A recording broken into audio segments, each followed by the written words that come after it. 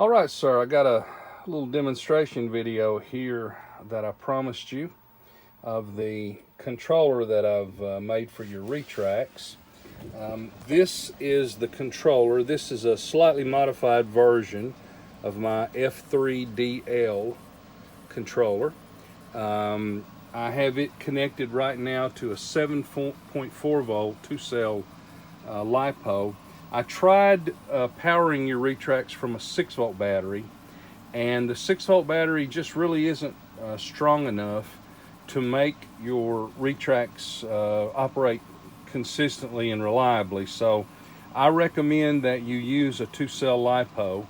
I've got some good quality 2-cell LiPos that have plenty of muscle for this. If you need one, just we'll talk about that later. But whatever battery you decide to use, it needs to be at least a 7.4 volt battery. Let me show you the rest of what I've got here so it'll make sense to you. This is my one of my servo testers that I build. I'm just using this and this battery to provide the signal for the controller instead of having to have a transmitter out here. It's just easier.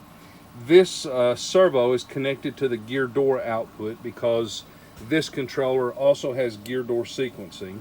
And then this is your nose wheel assembly with the landing lights, and these are your two retracts at the corner. So let me show you how this works. Now, the way this circuit is designed, when you first turn the receiver on, you'll see that I have the battery already connected to my servo tester. So this would be the equivalent situation of the receiver being on. When you first turn the receiver on, the controller will not move the gear doors or the retracts. And the reason for that is so that it doesn't catch you accidentally with the switch in the wrong position and start moving the doors or start moving the retracts before you're ready, so that if there's an obstruction or something's in the way, it won't cause some kind of problem that could damage your model. So when you first turn the receiver on, nothing will happen. And then when you move the gear switch on your transmitter the first time, then the gear will operate. Now there was your gear doors opening, and you'll see all three of your retracts coming up. You'll see the gear door closing, and then you see your landing lights come on. Now, if you don't have gear doors, you can turn that function off. You can also switch it so that the gear doors stay open when the gear are down instead of closing back. I'm going to change the switch right here on the controller, and now you'll notice we're going to bring the gear back up again. Gear go up, the gear doors close, and the lights come out. Now this time you'll notice that the gear doors will open, the gear come down,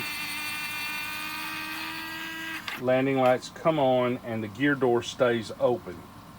We're going to go the other way.